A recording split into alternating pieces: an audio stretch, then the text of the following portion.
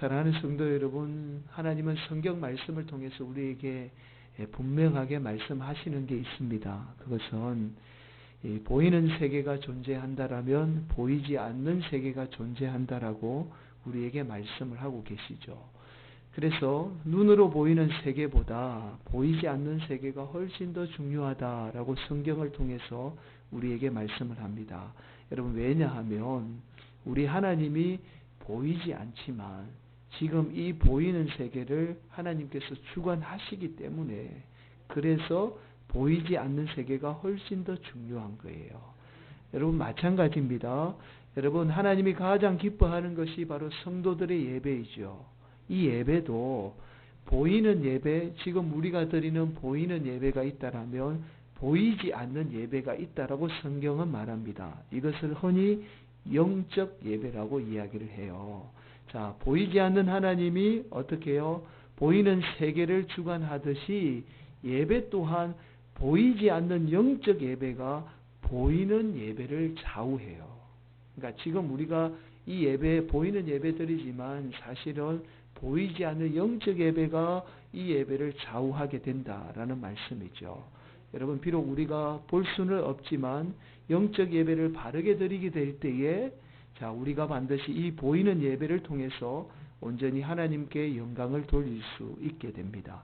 그래서 예배는 영적인 예배를 통해서 반드시 보이는 예배로 나아가게 돼요. 영적인 예배가 온전하지 않으면 보이는 예배 또한 아무리 우리가 잘 드려도 하나님이 받으시는 온전한 예배가 될 수가 없다라는 말씀이죠. 그래서 우리가 반드시 영적 예배에서 먼저 승리하는 성도가 되어야 합니다. 여러분, 오늘 우리가 나눌 하나님의 말씀은 영적 예배가 무엇인가, 우리가 어떻게 영적 예배를 드려야 하는가라는 중요한 말씀을 우리에게 하고 있습니다. 사랑하는 성도 여러분, 오늘 말씀을 통해서 반드시 영적 예배를 바르게 드림으로 보이는 예배를 통해서 하나님께 영광 돌리는 복된 성도들이 되시기를 예수님의 이름으로 간절히 축원을 드리겠습니다. 여러분, 오늘 말씀은 지난 시간에 이어서 예수님의 두 번째 순환 예고 이후에 일어난 사건을 기록하고 있습니다. 여러분, 예수님의 순환 이후에는 반드시 제자도죠.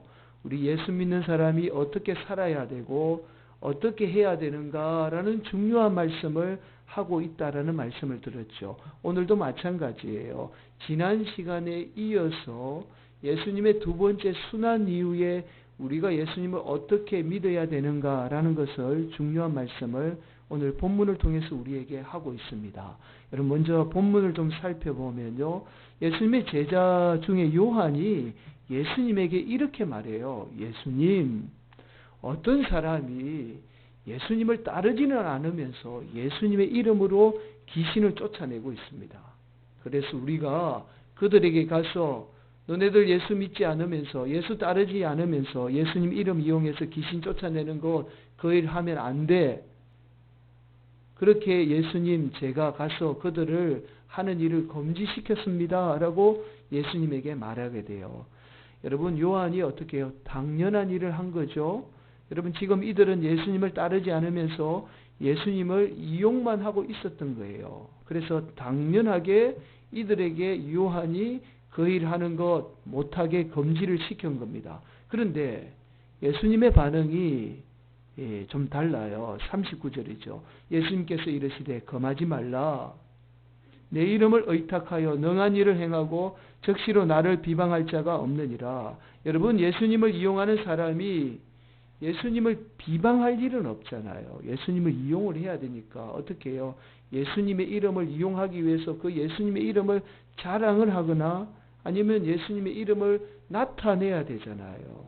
그러니까 예수님이 그들이 나를 비방하지 않는다라면 그들이 하는 것을 금하지 말라라고 이렇게 말씀을 하고 있는 거예요. 그러면서 예수님이 42절에 이렇게 말씀해요. 또 누구든지 나를 믿는 이 작은 자들 중 하나라도 실족하게 하면 차라리 연자 맷돌이 그 목에 매여 바다에 던져지는 것이 나으리라.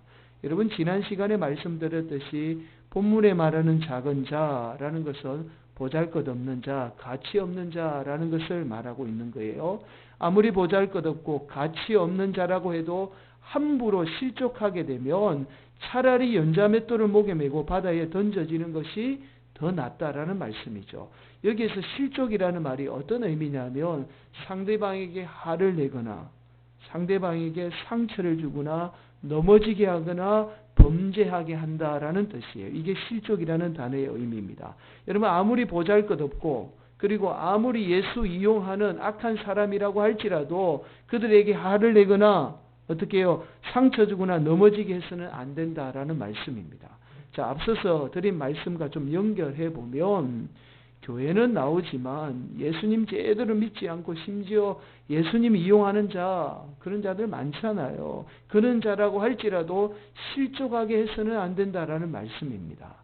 자, 여러분 42절에 나오는 연자맷돌이 여러분 연자맷돌 아시나요? 우리나라에는 이런 연자맷돌이 잘 없는 것 같아요. 소나 말이 끄는 거대한 맷돌을 말합니다. 형제를 실족하게 하는 것보다 차라리 연자맷돌을 목에 메고 바다에 빠지는 게 더 낫다라는 말씀이에요. 우리가 연자맷돌을 목에 메고 바다에 빠지는 건 뭐예요? 죽는 거죠. 그러니까 차라리 죽는 한이 있어도 절대로 형제를 실족하게 해서는 안 된다라는 말씀입니다. 지금 예수님이 이렇게까지 말씀하시는 의도가 있어요. 자, 오늘 본문이 그 이야기를 지금 하고 있는 거거든요. 자, 그러면서 이어서 이런 말씀을 해요. 손이 범죄하면 손을 찍어내버리고 발이 범죄하면 발도 찍어내버리고 눈이 범죄하면 눈마저 뽑아버리라 라고 말씀합니다.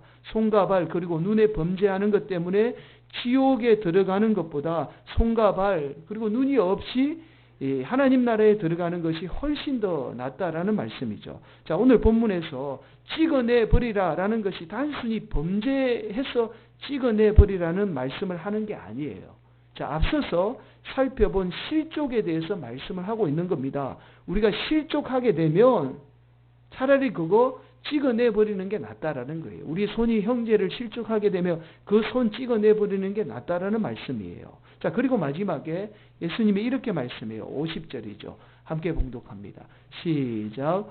소금은 좋은 것이로되 만일 소금이 그 맛을 잃으면 무엇으로 이를 짜게 하게요? 너희 속에 소금을 두고 서로 화목하라 하시니라. 소금은 좋은 거예요.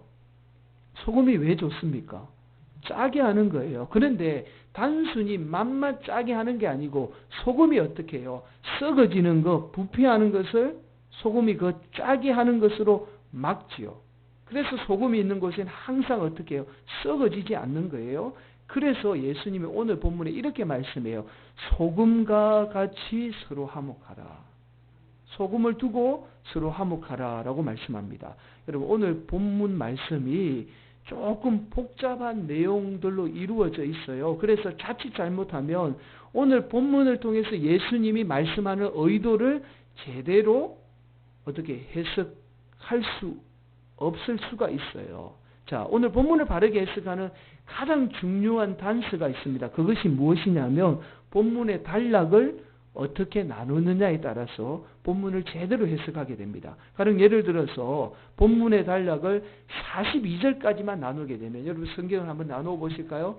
42절까지 나누게 되면 오늘 본문의 주제가 어떻게 되느냐 하면 형제를 실족하게 하지 않는 것이 말씀의 주제가 돼요. 그렇게 본문을 잘못 해석하게 됩니다. 또한 47절까지 많이 나누는 경우들도 있어요. 47절까지 나누면 그러면 본문의 주제가 어떻게 돼요? 지옥에 들어가지 않기 위해서 죄를 지으면 안 된다라는 말씀이 주제가 되죠. 이것 또한 본문 전체의 의미를 바르게 보지 못하는 거예요. 자, 마지막으로 50절까지 나누었을 때는요. 본문의 주제가 50절에 나오는 서로 화목하라라는 말씀이라는 것을 알 수가 있죠. 자, 우리 성경이 어떻게 본문을 나누어져 있죠? 38절에서 50절까지 나누어져 있습니다. 그렇다면 결국 오늘의 본문의 주제가 어떻게 해요?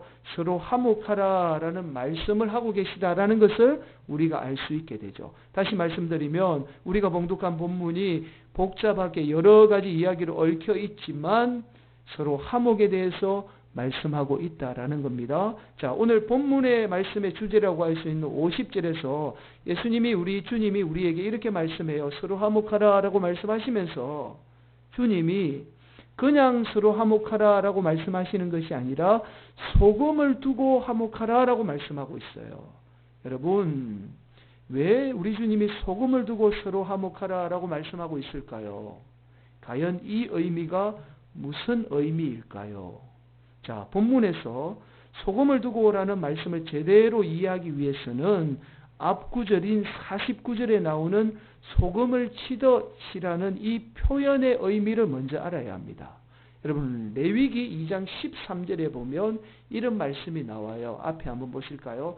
내 모든 소재물에 소금을 치라.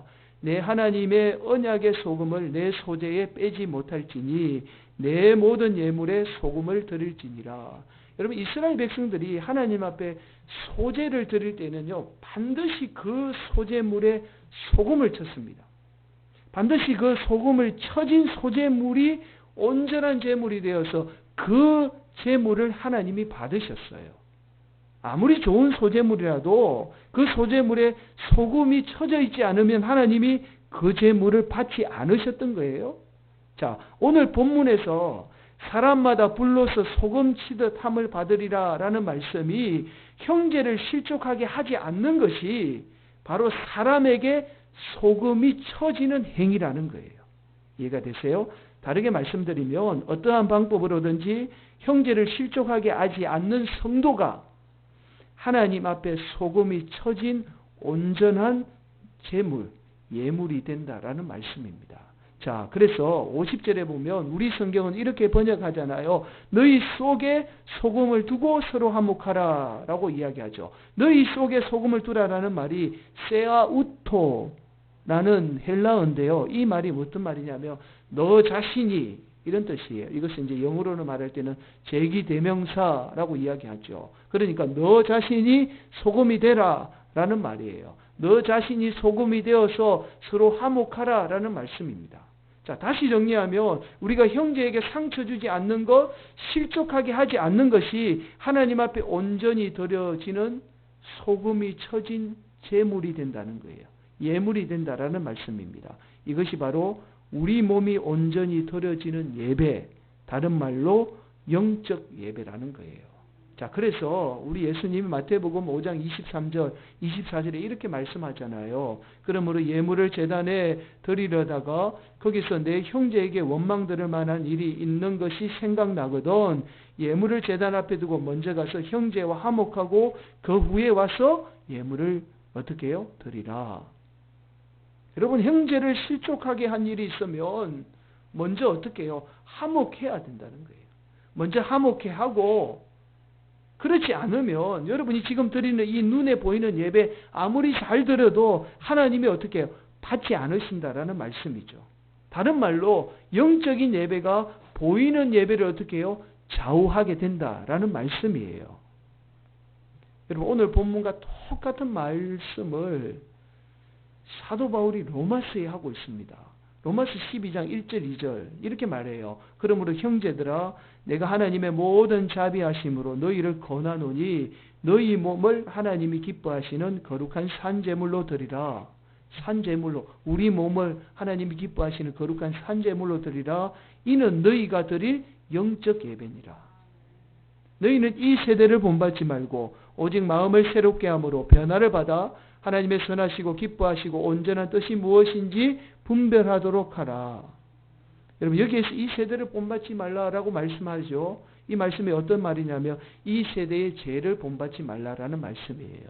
자, 그런데 이 말씀을 교회에 그대로 적용을 하면, 오늘날 한국 교회에 그대로 적용을 하면 이런 거예요.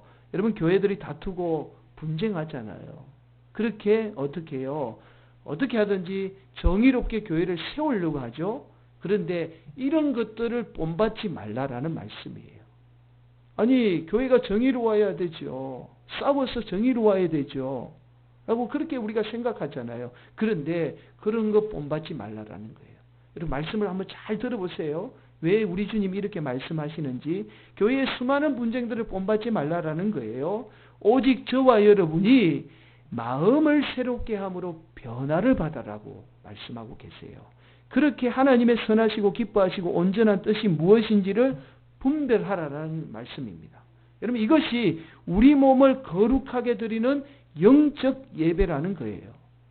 여러분, 우리가 지난 시간에 이런 말씀을 들었잖아요. 어린아이와 같이 보잘것없는 사람을 영접하는 것은 우리가 1등하기 위해서, 첫째가 되기 위해서 하는 것이 아니라 하나님이 나 같은 보잘것없는 그런 존재 자체를 하나님이 영접해 주셨기 때문에 내가 그 은혜에 감격해서 다른 사람을 영접해야 한다는 말씀을 드렸죠. 이것이 최고의 삶을 사는 성도의 모습이라는 말씀을 드리면서, 그러면서 우리 성도들이 뭐라고 말씀드렸죠? 지체라고 그랬죠. 지체는 다른 말로 내 몸이라는 말씀을 드렸습니다.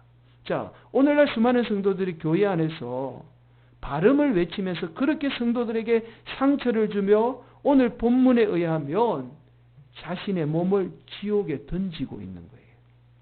자, 그것이 영적으로 얼마나 무서운 인지를 모르고 있는 거예요. 지금 여러분이 여러분의 손을 좀 심하게 말씀드리면 칼로 잘라내는 한이 있어도 어떠한 일이 있어도 성도들을 실족해서는 안 된다라는 말씀입니다.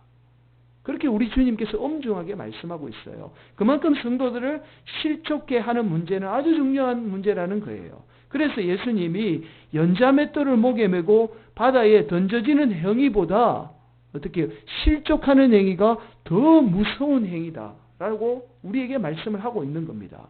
여러분, 지금 교회의 성도들이 영적으로 자신의 몸을 지옥으로 던지고 있는 무서운 일들을 자행하고 있는 거예요. 그래서 정말 교회가 세상에서 소금이 되어야 하는데 오히려 손가락질 당하고 비난을 당하고 있는 겁니다. 여러분, 세상 사람들이 보면 교회 안에 다투고 싸우는 건요, 다 똑같이 보여요. 여러분, 누가 옳고 그른가 그런 게 중요하지 않습니다. 그냥 세상 사람들은 우리를 어떻게 보는지 아세요? 그냥 싸움질하는 집단으로 밖에는 안 보아요. 제가 이번 주 주일날 토요일 날 말씀 준비하는데 전화가 왔어요. 저희 누나한테. 신천지가 교회잖아요. 교회라고 그러잖아요. 신천지 교회도 교회처럼 똑같은 교회인 줄 알더라고요. 그래서 너네 교회는 괜찮냐 이러더라고요. 그래서 제가 그랬습니다. 아, 이 교회는 이단이라 이런 문제가 있어서 이렇다고, 우리 교회는 달라. 그렇게 이야기를 했었어요. 그러니까 세상 사람들이 보면 모르는 사람은 똑같이 보이는 거예요. 우리가 다툼의 문제도 마찬가지입니다. 우리 안에는 교회를 바르게 세우기 위해서 그렇게 다투지만, 그러나 세상 사람들은 그냥 똑같은 단체로 보이는 거예요. 자, 50절 말씀처럼 소금이 지금 우리 교회들이 그 맛을 잃어버리고 있는 거죠. 세상에 우리가 소금이 되어야 하는데 힘을 다 잃어버린 거예요. 짠맛을 잃어버려서 세상에 부패한 것을 부패하지 못하게 만들어야 하는데 오히려 우리가 같이 부패하고 있는 거죠. 지금 로마서에서 이 이야기를 하고 있는 거예요. 그래서 이러한 세대를 본받지 말고 오직 마음을 새롭게 함으로 저와 여러분이 변화되어야 한다라는 거예요. 이것이 하나님의 선하시고 기뻐하시고 온전한 뜻이라는 겁니다. 자, 여러분, 왜 그럴까요? 이것이 바로 하나님이 기뻐하는 영적인 예배이기 때문에 그래요. 그래서 예수님이 이렇게까지 강조하고 계신 거예요. 이 영적 예배가 바르지 않으면 서두에서 말씀드렸듯이 여러분이 지금 드리는 이 보이는 예배 또한 다 무너지고 맙니다. 여러분, 아마 경험해 보신 분은 알 거예요. 교회 안에 갈등과 분쟁이 있으면요, 예배 드리는 그 행위 자체가 고통스러워요. 그렇게 여러분이 온전한 예배자로 서지 못하게 합니다. 말씀이 들리지 않죠. 그렇게 사탄 마귀가 역사하는 거예요. 여러분 삶의 말씀을 통해서 변화가 일어나는 것이 아니라 미움이 가득 차서 그 보이는 예배마저 온전히 드리지 못하게 하는 겁니다. 그래서 오늘 말씀 전제가 있어요. 누구든지입니다. 누구든지. 보잘것없는 존재이든지 아니면 정말 예수님 이용하는 악한 사람이든지 누구든지 형제를 실족하게 하지 않는 것이 우리 몸을 온전히 드리는 영적 예배라는 거예요. 여러분, 오늘 본문 43절에서 47절에서 계속 반복해서 나오는 단어가 뭐냐면 지옥이라는 단어예요. 여러분, 그러나 이 단어가 헬라어 원어상으로 보면 게엔나라는 단어입니다. 이 게엔나는 주로 신약의 지옥으로 번역이 되지만 그러나 원래 이 단어의 의미가 흰놈의 아들 골짜기라는 뜻이에요. 구약시대에 가나안 토착민들이 이 자신들이 섬겼던 신이 있습니다. 몰렉과 바알이라는 신을 섬겼어요. 그런데 이 몰렉과 바알은 반드시 신을 섬길 때에 사람을 제물로 바치는 풍습이 있었어요. 그런데 놀랍게도 이스라엘 백성들이 가나안을 점령한 후에도 여전히 이 풍습이 지켜져 왔습니다. 그래서 요시야 왕이죠. 북이스라엘이 망하고 남유다만 남아있을 때에 우리가 이렇게 해서는 안 된다. 하나님 앞에 제대로 서자라고 종교개혁을 단행한 요시야 왕이 이 흰놈의 아들 골짜기에서 사람을 드리는 행위를 이제는 더 이상 드리지 못하도록 중단을 시켜버립니다. 그리고는 이 골짜기에 더 이상 사람을 드리지 못하도록 온갖 쓰레기와 심지어 사람의 죽은 시체를 버리게 돼요. 자, 그렇다 보니까 항상 이곳에는 어떻게 해요? 악취와 구더기가 덕실거렸던 겁니다. 그래서 악취와 구더기를 없애기 위해서 이곳에 불을 피워서 쓰레기와 시체를 태우게 되었던 거예요. 자, 그래서 48절 말씀 한번 보세요. 예수님이 이렇게 이야기해요. 거기에서는 흰놈의 아들 골짜기를 두고 말하는 거예요. 구더기도 죽지 않고 불도 꺼지지 아니하느니라. 항상 사람 죽은 시체를 태우는 불이 꺼지지 않았다라는 겁니다. 예수님은 사실 오늘 본문에서 지옥을 말하면서 지금 우리가 죽어서 가는 미래적인 의미가 아니라 지금 현재적인 의미, 흰놈의 아들 골짜기를 두고 말하고 있는 거예요. 여러분이 그렇게 누구를, 형제를 실족하게 되면 여러분 삶 또한 어떻게 된다고요? 지옥과 같은 삶이 되고 만다라는 것을 예수님이 말씀하고 있는 거예요. 미래적인 의미가 아니라 현재 우리의 삶이 그렇게 된다라는 말씀이에요. 사랑하는 성도 여러분, 우리가 항상 우리의 삶에 소금을 쳐야 돼요. 무슨 말이냐면 어떠한 악으로부터 여러분 스스로를 지켜내야 합니다. 더럽히지 말아야 해요. 죄로부터 썩어서는 안 된다라는 말씀이에요. 여러분, 세상이 말하는 정의와 성경이 말하는 정의가 달라요. 세상은 투쟁을 통해서 얻어지는 것이 정의입니다. 그래서 정의를 위해서 기꺼이 목숨을 바쳐요. 정의를 위해서 기꺼이 수많은 사람들이 희생을 당합니다. 이게 세상이 말하는 정의잖아요. 그러나 성경은 그렇게 말하지 않아요. 로마서의 말씀처럼 하나님의 선한 뜻을 분별해서 오직 내가 새롭게 되어서 나로 말미암아 내가 있는 곳이 변화되는 것, 이것이 성경이 말하는 정의예요. 그래서 성경의 정의는 눈에 잘 보이지도 않습니다. 심지어는요, 시간도 오래 걸려요. 답답할 수도 있어요. 그러나 그렇게 서서히 변화가 일어나는 것, 이것이 하나님의 역사고 성경이 말하는 정의라는 거예요. 절대로 누군가에게 상처를 주면서 정의를 실현하는 것이 아닙니다. 세상적인 관점에서 정의를 외치면 교회는요, 온통 사탄 마귀의 소굴이 되고 맙니다. 그래서 우리가 드려야 될 예배 제대로 드리지 못하게 해요. 그렇게 우리 공동체를 어떻게 만든다고요? 지옥으로 만들어 버리는 겁니다. 앞서서 말씀드렸듯이 그래서 예수님은 오늘 본문에서 형제를 실족하게 하면 차라리 연자맷돌을 목에 메고 바다에 던져지는 것이 낫다라고 말씀하고 있는 거예요. 이게 무슨 말씀이냐면 차라리 여러분의 마음이 형제를 실족하게 해서 지옥에 되느니, 지옥과 같이 되느니 차라리 어떻게 연자맷돌 메고 죽는 게 낫다라고 말씀을 하고 있는 거예요. 여러분 속에 여전히 미움이 있고 다툼이 있다라는 것은 그것은 곧 여러분 안에 우상이 있다라는 증거입니다. 여러분, 항상 우상이 있는 곳에는 미움이 있어요. 그리고 다툼이 일어납니다. 여러분 안에 하나님의 은혜가 가득 차 있으면요, 절대로 여러분 가운데 미움이 자리 잡지 못해요. 왜냐하면 하나님의 은혜가 그 미움을 다 몰아내요. 그래서 여러분 안에 어떠한 미움도 거할 수 없게 되는 거예요. 다툼이 일어나지 않게 되는 거예요. 절대로 다른 성도 상처 주거나 실족하게 하지 않게 되는 거예요. 하나님의 은혜가 부족하고 하나님의 사랑이 부족하니까, 그리고 안에 우상이 있구나, 그렇기 때문에 자꾸만 미움이 여러분 안에 거하게 되는 거죠. 여러분, 이것이 바로 우리가 몸으로 드려야 될 영적 예배예요. 이 영적 예배가 온전히 드려질 때에 오늘 저와 여러분이 드리는 이 눈에 보이는 예배 또한 하나님 앞에 온전히 드려지게 되고 이 예배를 하나님이 기쁘시게 받으시는 참된 예배가 되는 겁니다. 오늘도 이 참된 예배를 드리는 귀한 성도들이 되시기를 예수님의 이름으로 간절히 축원을 드립니다. 이번 주 말씀을 준비하면서 지나온 교회 중에 권사님 한 분으로부터 문자 메시지 한 통을 받았습니다. 이 권사님의 문자가 그 교회가 아마 좀 분쟁이 있는 것 같아요. 그래서 분쟁으로 인해서 너무 힘들다라는 문자였습니다. 제가 이 문자를 보고 뭐라고 좀 답을 할 수가 없었어요. 저도 이제 목회자니까 함부로 말을 못 하잖아요. 그래서 그냥 이렇게 답을 보냈습니다. 참 안타깝네요. 라고 짧게 답변을 보냈어요. 그리고는 이제 다음날 새벽에 교회에 와서 기도를 하는데 제가 기도하고 싶어서 한 게 아니라 안타까운 마음에 자동적으로 성령님이 저에게 기도를 이끌었었어요. 그래서 이제 기도를 하게 되었습니다. 하나님 이럴 때 어떻게 해야 합니까? 저도 안타깝네요. 라는 기도였습니다. 그때 제 마음 가운데 주시는 메시지가 이런 거였어요. 내 말이 있지 않느냐. 말씀대로 해야지 라는 말씀이었습니다.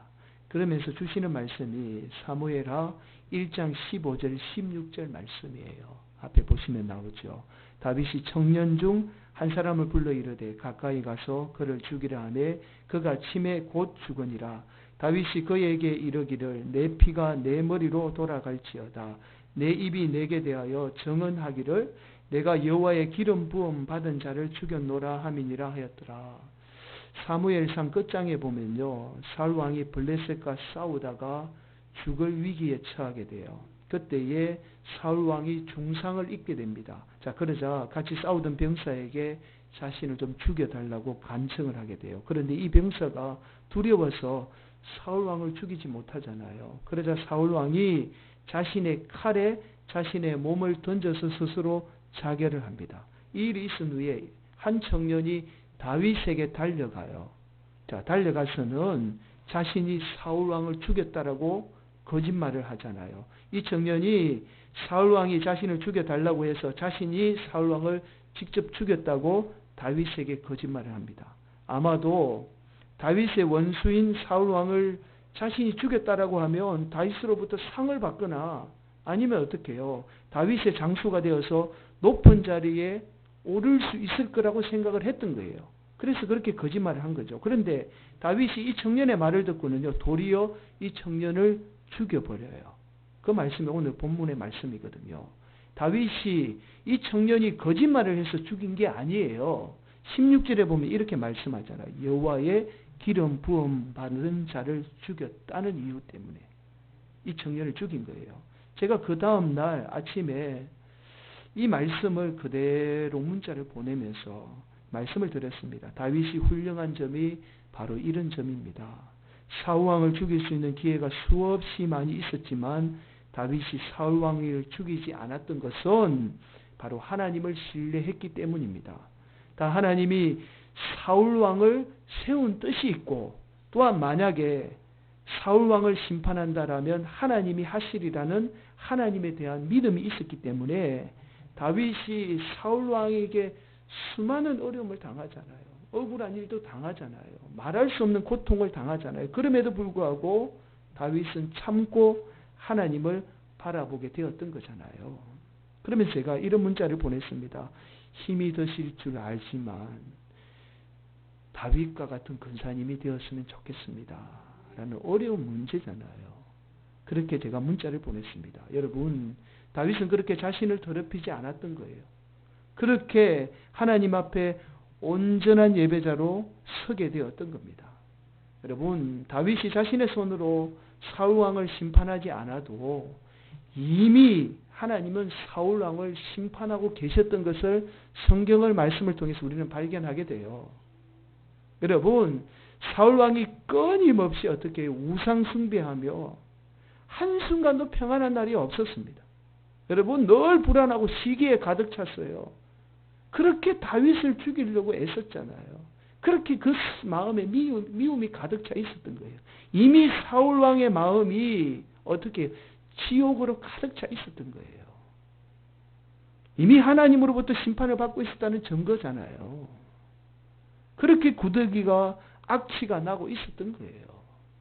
사랑하는 성도 여러분, 여러분을 더럽히지 마시기 바랍니다. 사탄 마귀는요, 우리로 하여금 정의를 외치게 하지만 오히려 그것은 우리 또한 죄짓게 만들어서 우리로 하여금 온전한 예배자로 서지 못하게 하는 사탄 마귀의 전략이에요. 내가 하나님 앞에 변화되려고 애쓰는 성도들이 되시기 간절히 바랍니다. 그런 성도의 삶에 반드시 하나님 역사해요. 그런 성도의 삶에 반드시 하나님의 역사가 일어나고 그 삶에 또 그 주위에 변화가 일어나게 되어 있습니다. 그렇게 하나님이 역사하세요. 여러분, 오늘도 여러분의 몸을 하나님이 기뻐하는 거룩한 산제물로 드리시기를 바랍니다. 이것이 바로 저와 여러분이 드릴 영적 예배예요. 이 영적 예배가 바르게 드려질 때에 우리는 하나님이 가장 기뻐하는 참된 예배자로 설 수가 있습니다. 오늘도 사랑하는 성도 여러분, 참된 예배자 되기를 예수님의 이름으로 간절히 축원을 드리겠습니다. 여러분 안에 있는 미움을 다 몰아냈어요. 하나님의 은혜로, 하나님의 사랑으로 다 몰아내시고 오늘도 하나님이 기뻐하는 영적 예배, 참전 예배자가 되시기를, 그래서 복된 하나님의 자녀가 되시기를 예수님의 이름으로 간절히 축원을 드리겠습니다.